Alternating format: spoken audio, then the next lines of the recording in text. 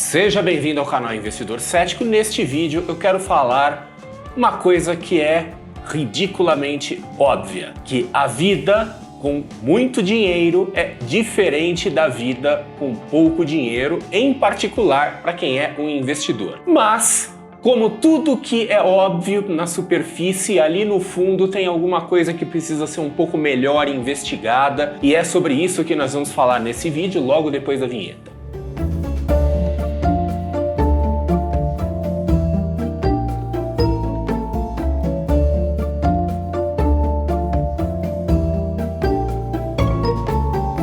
Este é um vídeo sobre sardinhagem, sobre os famosos investidores sardinhas, e eu arrisco dizer que todos nós somos sardinhas. Eu sou, você provavelmente é, até porque eu tenho poucas notícias assim de investidores institucionais ou bilionários assistindo aqui o meu canal. Se tiver algum assistindo, manda aí, coloca aí nos comentários, né? Vai ser interessante para eu saber. Mas de qualquer forma, uma coisa que me chama a atenção desde que eu estou envolvido no mundo das finanças, de educação financeira, etc., é a insistência de muitos investidores sardinhas, pequenos investidores, e em alguns casos investidores inexperientes, quererem seguir os métodos, os procedimentos, as abordagens daqueles que eles encaram como grandes investidores. São os Warren Buffetts da vida, os Peter Lynchs da vida e alguns outros tantos por aí, inclusive alguns equivalentes brasileiros. E o pessoal olha para esses investidores com admiração, o que é altamente justificável, e fica ali querendo pegar fragmentos de informações e tentar entender como que essas pessoas funcionam para tentar fazer igual, para tentar replicar aquele sucesso. Só que esse sucesso muitas vezes não é replicável. Número um, porque a realidade de um grande investidor é diferente do pequeno investidor. Lembra do que eu falei lá no começo do vídeo? A vida com muito dinheiro é diferente da vida com pouco dinheiro. E um segundo ponto é que muitas vezes esses grandes investidores, quando eles dão declarações públicas do que eles fazem, escrevem seus livros e fazem suas cartas a investidores por aí, e fazem declarações na mídia mais popular aí de finanças, raramente eles estão falando aquilo que eles fazem. Bonito, né, dizer, olha, aqui a gente segue métodos assim, assim, assim, métodos conservadores, então a gente usa o bom senso. É bonito falar isso para as pessoas, gera até uma certa simpatia do público, né? Sabe aquela história assim do gente como a gente, né? Ele é rico, bilionário, mas é gente como a gente. Saiba que na maioria das vezes essa imagem é totalmente fabricada aí por profissionais de relações públicas e outras coisas do gênero. Por isso que a gente tem que ser particularmente cético, aí o nome do canal onde você está neste momento, quando a gente vê essas histórias mirabolantes por aí. Mas enfim, pequenos investidores acabam querendo se espelhar muito nesses grandes investidores, querendo de alguma forma replicar o que eles fazem, só que são mundos completamente diferentes. Então a vida com muito dinheiro é diferente da vida com pouco dinheiro. E aqui é um momento interessante para falar o que significa pouco dinheiro e muito dinheiro. Porque eu não estou falando pouco dinheiro e muito dinheiro na perspectiva de uma pessoa comum, assim, que está indo no supermercado, né? O que eu tenho no bolso, 100 reais ou 1.000 reais? Eu estou querendo falar muito dinheiro ou pouco dinheiro no contexto do mercado financeiro, do mercado de capitais. Quando se fala de investidores que têm efetivamente a capacidade de movimentar o mercado. Porque quando se fala de sardinhas, hoje é bastante comum no mercado financeiro e muitas vezes se referindo a esse pequeno investidor de forma pejorativa, como se fosse aquele investidor que faz bobagem, que faz besteira por aí, que eventualmente, né, a gente pode dizer que esse pequeno investidor que faz bobagem, ele é uma sardinha, mas nem toda sardinha será um investidor que faz bobagem, porque essa metáfora da sardinha, ela vem de um peixe que acaba sendo comida de tubarão, então o tubarão é reservado, né, aos grandes investidores e investidores institucionais, e o tubarão é aquele que tem a capacidade de movimentar o mercado. Então os tubarões ali, quando eles resolvem atuar de forma coordenada, supostamente definem o que acontece, se o mercado cai, se o mercado vai subir, e as sardinhas não têm esse poder, Elas não conseguem movimentar o mercado. Movimentar o mercado é uma coisa aí um tanto quanto subjetiva, né? Movimentar o mercado é uma coisa que depende de uma série de fatores. Um pequeno investidor, às vezes, ele pode movimentar algum mercado, alguma ação menos líquida, alguma coisa assim, ou pode até movimentar o mercado, mas de uma forma muito rápida, muito pontual, quando, por exemplo, faz assim um movimento que gera alguma agressão aos livros de ofertas de determinado ativo financeiro, mas as tentativas de pequenos investidores de movimentar o mercado de uma forma sustentada e num prazo um pouco maior, geralmente falham. Quem tem essa capacidade são os tais tubarões. Então, nesse aspecto, a gente pode dizer que, inclusive, muitos investidores que têm muita grana, muito dinheiro, ainda são sardinhas. Porque apesar de serem pessoas ou grupos ou instituições ricas, com muito dinheiro, com muito patrimônio, esse patrimônio não é grande o suficiente no contexto do mercado de capitais para conseguir movimentar, para conseguir criar e sustentar movimentos no mercado financeiro. Então, por isso que a quantidade de sardinhas que existe por aí é maior do que a gente imagina, porque quem não é tubarão acaba sendo sardinha. Mas enfim, vamos falar um pouco sobre as vantagens de ser um grande investidor, de ser um tubarão, né, de ser um institucional ou uma tesouraria de um banco, alguém que realmente tem a capacidade de movimentar o mercado. O que esse investidor tem que os pequenos investidores não têm? Então, uma coisa mais óbvia de todas é que ele tem dinheiro. Então tem grandes volumes de dinheiro que permitem fazer essas movimentações no mercado, né? Permitem começar essas movimentações. Só que quando a gente fala desses investidores, raramente quem está no comando ali é efetivamente o dono do dinheiro. Muitas vezes é um gestor de um fundo de investimentos, um gestor de uma tesouraria, de um fundo de pensão. Então, raramente tem um indivíduo ali que sozinho toma as decisões. Mas, de qualquer forma, a pessoa que está de posse desse dinheiro, ainda que não de propriedade, mas de posse, tem ali a capacidade de movimentar o mercado.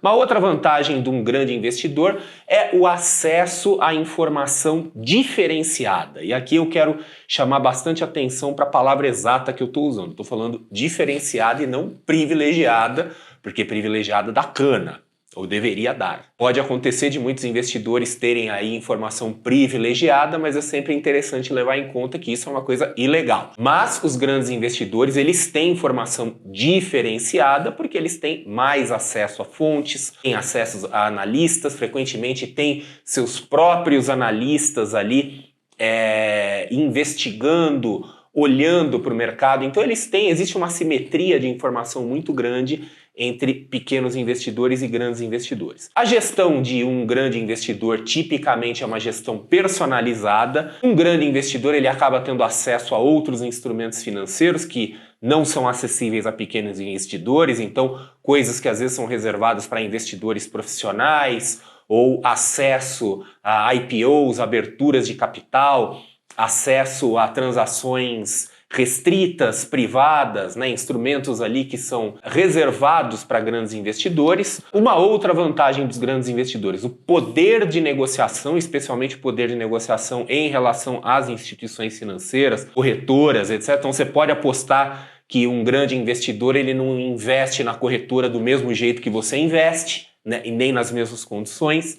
E, por fim, algo que acontece com frequência com grandes investidores é de ter influência nas empresas nas quais investem. Então, muitos desses grandes investidores, fundos de investimento, às vezes têm participação muito grande nessas empresas a ponto, por exemplo, de conseguir, às vezes, nomear um conselheiro, quer dizer, ter efetiva influência na gestão da empresa, algo que está absolutamente distante da realidade das sardinhas aí. E quais são as desvantagens dos grandes investidores? Então, uma grande desvantagem, que talvez seja a maior desvantagem, é a alta fricção, é a alta ineficiência que as movimentações acabam gerando no mercado, porque você está movimentando um dinheiro muito grande e não se consegue movimentar aquele dinheiro de forma muito rápida, né? Quer dizer, não se tem muita agilidade. É complicado para um fundo gigantesco, por exemplo, usar um stop loss, estopar uma posição, sair rapidamente de uma posição se dá errado. Tanto que é muito comum no mercado financeiro, o pessoal costuma fazer a metáfora, né? Então falando assim, olha, um grande fundo de investimento, um grande volume, é como se você estivesse pilotando um navio, um transatlântico, e operar com um volume relativamente pequeno é o equivalente a você estar andando de jet ski ou numa lancha rápida. Então, quando você tem pouco dinheiro, você tem muito mais agilidade, muito mais flexibilidade, você consegue fazer certos movimentos que o grandão não consegue fazer, pelo menos não consegue fazer sem chamar a atenção do mercado inteiro.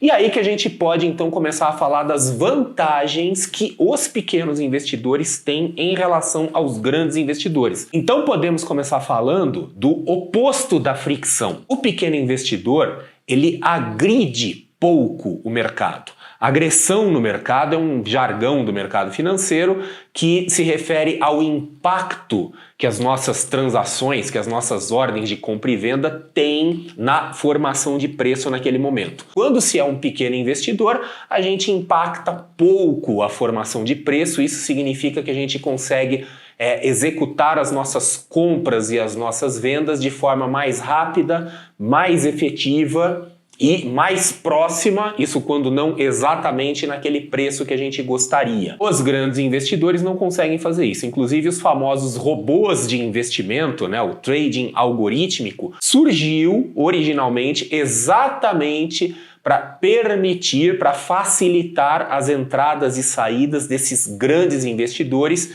que muitas vezes precisam ficar entrando e saindo aos poucos para reduzir essa tal agressão ao mercado. Quando a gente tem pouco dinheiro, a gente não precisa se preocupar, ou precisa se preocupar pouco, com os efeitos da tal agressão que podem sim impactar no resultado financeiro das nossas operações. Uma segunda vantagem que é associada à primeira é a flexibilidade. Com pouco dinheiro a gente consegue se movimentar mais rapidamente, inverter posições mais rapidamente.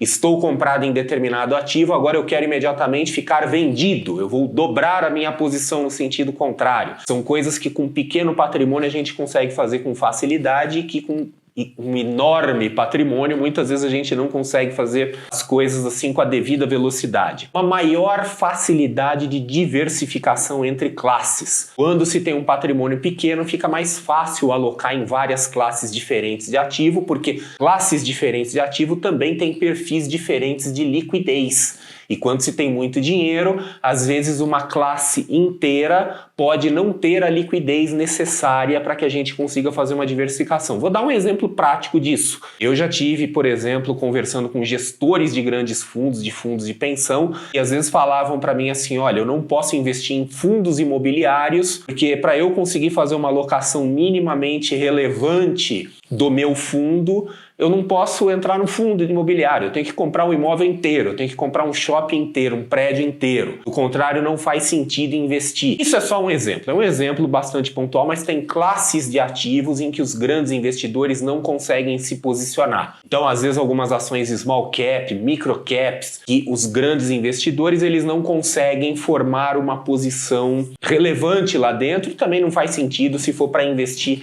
migalhas, né, dentro de uma estratégia maior. Uma outra vantagem do pequeno investidor é a liberdade de adotar diversas estratégias, de fazer experimentações. Um grande investidor, em particular quando é um investidor institucional e que está cuidando de dinheiro de terceiros, não tem nenhuma flexibilidade, tem que seguir rigorosamente um mandato de investimentos, não pode ali fazer nada diferente, então não tem muito espaço para criatividade, coisa que o pequeno investidor consegue fazer. Um grande investidor individual, a gente poderia eventualmente enquadrar como um tubarão, aí tudo bem, esse pode ter um pouco mais aí de espaço para criatividade, mas ainda assim é minoria. A maioria dos tubarões são investidores institucionais e que estão ali sendo geridos por terceiros, por gestores profissionais e que estão seguindo seus mandatos. Pouca regulação também é uma vantagem do pequeno investidor. Quando se é um grande investidor, a gente começa a ter algumas necessidades regulatórias, tem que fazer alguns reportes aí para as autoridades do mercado financeiro. Quando um investidor, por exemplo, acaba assumindo uma posição societária muito grande numa empresa de capital aberto, ele já começa a ter que atender alguns requisitos aí de informação. Então, quando você é um pequeno investidor, a gente está ali meio, né, ninguém está olhando para a gente. Por fim, a autonomia. O pequeno investidor, ele faz o que quer, do jeito que quer, na hora que quer, e o mercado facilita naturalmente porque ele está ali no cercadinho dele ali, sem fazer as tais agressões, sem criar nenhum impacto no mercado. Então ele pode fazer basicamente o que der na telha. Mas a vantagem mais importante, mais relevante, é essa vantagem com relação à liquidez, à rapidez, a questão do impacto no mercado, da agressão do mercado, o que dá base para aquela metáfora do grande navio que não consegue manobrar e da lanchinha ali que manobra muito rapidamente, que consegue mudar sua posição, vai e volta muito rapidamente. Então, nesse aspecto, o pequeno investidor ele está em vantagem porque ele tem uma agilidade, uma flexibilidade que o grande investidor não tem. E, nenhuma surpresa aí, muitas vezes essa agilidade se traduz em ganhos maiores. Não é incomum a gente ver ou ouvir histórias de pequenos investidores, de pequenos traders, que operando o seu capital às vezes conseguem retornos altíssimos. Eu não vou nem falar números aqui para não colocar minhoca na cabeça de ninguém, mas são retornos muito maiores do que os melhores fundos de investimento ou que os grandes investidores.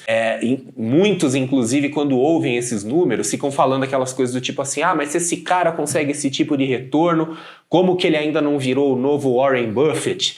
Como que ele ainda não conquistou todo o dinheiro do mundo pelo efeito da capitalização composta? Pois é, esse que é o ponto. Isso se chama fricção. Quando a gente está com pouco dinheiro, a gente consegue fazer operações de alto retorno. Mas quanto mais dinheiro a gente vai tendo, quanto maior o nosso patrimônio vai ficando, mais engessado a gente fica. A gente já não consegue mais ter aqueles altos retornos. Então vamos dizer assim, que um trader razoavelmente talentoso, ele consegue, por exemplo, aí pegar aí alguns mini contratinhos futuros aí da vida, fazer algumas operações cujo retorno em relação ao patrimônio que está ali como garantia é altíssimo. Só que isso não é replicável na realidade de um grande investidor. Aquilo que se faz às vezes com 10, 15, 20 contratos, você não consegue reproduzir com 1000 contratos, que é a realidade de um grande investidor. Um grande investidor, um tubarão, não vai operar pequenininho, ele vai operar com grandes volumes, não só volumes financeiros, mas volumes de contrato, volumes de ações, e o impacto, a agressão ao mercado acaba sendo inevitável, a perda de velocidade acaba sendo inevitável. Por isso que é uma coisa meio paradoxal, mas quanto mais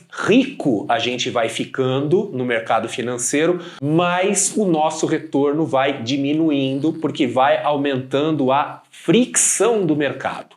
Enfim, para finalizar esse vídeo, eu quero fazer uma coisa aqui que eu normalmente evito, mas eu quero quantificar o que é uma sardinha. Para a gente sair um pouco dessa discussão subjetiva, quem é sardinha, quem não é, tudo isso, né? Eu vou aqui propor uma quantificação. E é uma quantificação que não é científica, não é consenso do mercado. Eu vou tirar os números da minha cabeça, ou de alguma outra parte do meu corpo, se você preferir. Vamos assumir que você é um investidor que tem até uns 20, 25 milhões de reais operando no mercado financeiro. Você é uma sardinha. Com esse valor, você é uma sardinha.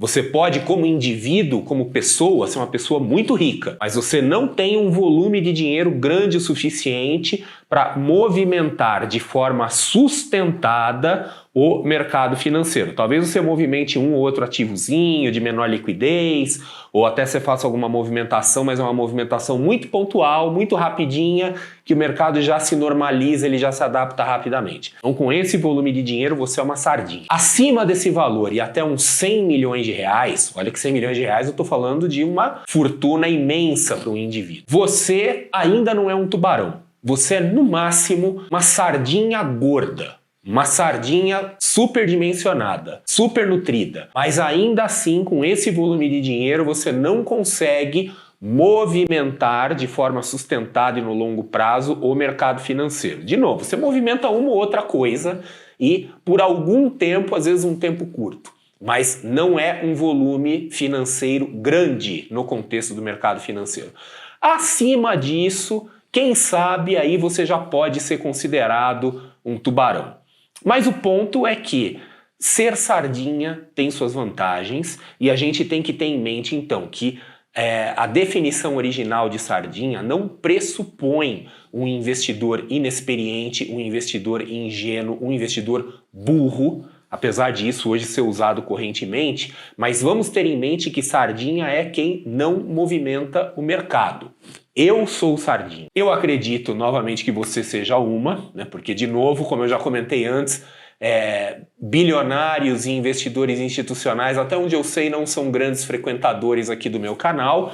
Então, o que eu proponho aqui, para finalizar o vídeo, é que você reconheça as vantagens de ser uma sardinha. Eu sou uma sardinha e eu reconheço essas vantagens. Que você assuma com orgulho a sua condição de sardinha e principalmente que você pare de ficar babando o ovo de ricaços por aí, porque a situação deles é diferente da sua. Ainda que você seja uma pessoa muito rica como indivíduo, é bem provável que a sua situação continue sendo drasticamente diferente da situação desses grandes investidores, dos tubarões do mercado. Então, pare de tentar imitar esses investidores e invista de uma forma que é adequada para a sua realidade. E é isso aí, espero que você tenha gostado desse vídeo, espero que ele te ajude a, quem sabe, chegar a algumas conclusões sobre a sua própria condição de investidor e a gente se vê num próximo vídeo.